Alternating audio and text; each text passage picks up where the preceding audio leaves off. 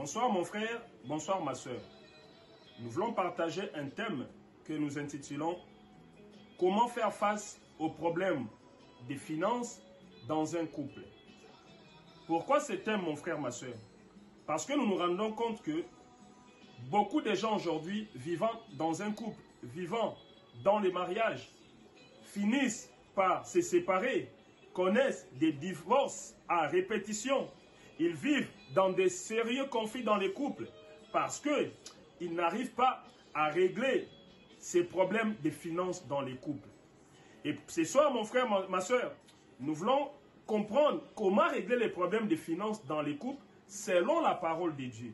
Et pour les comprendre, je nous demande de prendre nos Bibles au livre de Genèse, chapitre 2, versets 8 à 9. Et puis Genèse 2, versets 15 à 17. La Bible nous dit ceci. L'Éternel Dieu, avant de créer l'homme, qu'est-ce qu'il fera? Il va d'abord créer le jardin d'Éden. Et après avoir créé le jardin d'Éden, il va équiper le jardin d'Éden de tout ce qui pouvait servir à l'homme dans l'avenir, de la nourriture. Et la Bible nous dit ceci. Après avoir équipé le jardin d'Éden de tout ça, il finira par créer l'homme et le déposa dans le jardin d'Éden.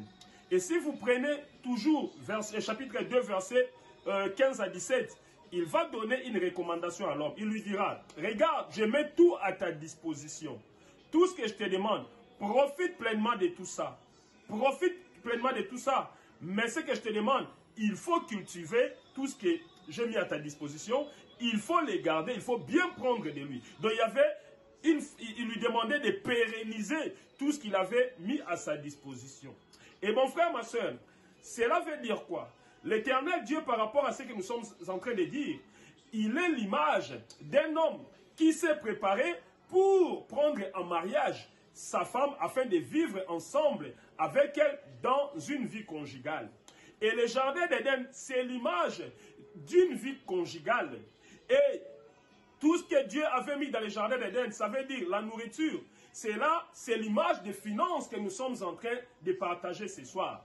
Et l'homme qui devait vivre dans le jardin d'Éden, c'est l'image de la femme qui devait vivre avec son homme. Par rapport à ces versets, c'est Dieu le Créateur. Donc nous voyons qu'il y a déjà un esprit de la vie conjugale qui devait régner entre l'homme représenté par Dieu et la femme représentée par Adam et Ève. Vous comprenez mon frère, ma soeur? La Bible nous dit ceci. L'Éternel, après avoir tout créé, si bien que c'est lui qui avait tout créé, mais il avait dit à l'homme, regarde, je mets tout à ta disposition. Donc ça veut dire, même si c'est moi qui vais travailler, même si c'est moi qui vais chercher de l'argent pour les foyers, mais je laisse tout à la disposition du couple. Donc, on va gérer tous en commun. On va gérer en commun. Tout ce que je te demande, il faut seulement bien prendre soin de tout ce que je mets à la disposition du foyer. Il ne faut pas les gaspiller. Il faut par contre les fructifier. Il faut les garder. Il faut penser à l'avenir. Tout ce que je te demande, gère bien, sois une bonne gestionnaire. Vous comprenez mon frère, ma soeur? C'est de cette façon-là que l'Éternel Dieu nous encourage par rapport à la Bible de gérer nos finances dans les couples. Donc, c'est mieux de gérer toujours en commun. Même l'homme, si tu travailles et que la femme ne travaille pas, c'est un problème, comme on dit, temporaire. Mais entre-temps, tout ce que tu ramènes à la maison doit profiter pleinement à la femme, aux enfants si vous en avez, et à toi l'homme en commun. Ça peut être aussi le cas pour la femme, pour nous autres qui vivons dans des pays un peu développés. Des fois, il y a des cas où l'homme ne travaille pas, il n'y a que femmes qui travaillent. La femme, l'Éternel te demande, tu dois apprendre à gérer en commun. Tu mets à la disposition du couple tout ce que tu ramènes. Ça, c'est la meilleure façon de gérer les choses.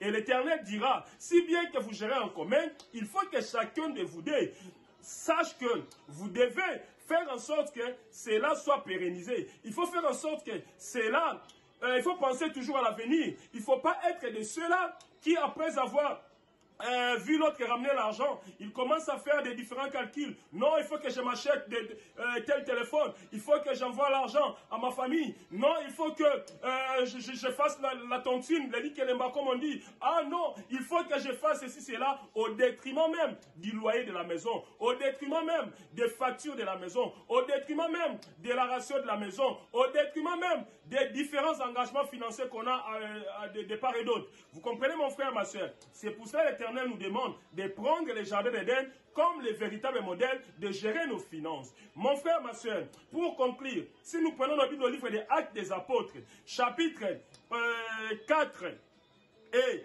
verset, et chapitre aussi 5, là nous allons voir, la Bible nous dit ceci. Il y a eu un moment où les disciples du Seigneur vivaient en communauté. Chacun avait décidé de vendre tout ce qu'il avait comme son bien et de ramener tout pour que cela profite à tout le monde. Et parmi ces disciples, il y a eu un certain Anani et Saphir, connus généralement sous le nom d'Anania et Saphira. La Bible nous dira ceci, ces deux-là, eux, après avoir profité des biens des autres, et quand ils ont vendu, qu'est-ce qu'ils ont fait? Ils se sont mis d'accord ensemble pour cacher une partie des butins, donc de l'argent, et présenter seulement une partie.